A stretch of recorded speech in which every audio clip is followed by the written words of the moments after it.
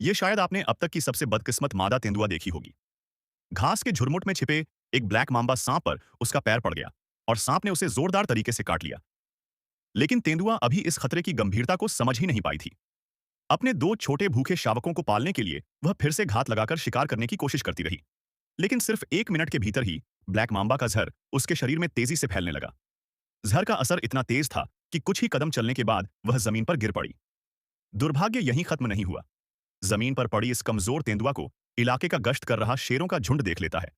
नर शेरों में अपने क्षेत्र को लेकर बहुत तीव्र भावना होती है। तेंदुआ कुछ समझ पाती उससे पहले ही शेरों ने उसे चारों तरफ से घेर लिया। 3 शेरों के एक साथ हमले के बीच फंसी तेंदुआ के पास बचने का कोई आसान रास्ता नहीं था। जीवन बचाने की कोशिश में वह अपनी बची खुची ताकत से शेरों का सामना करने लगी।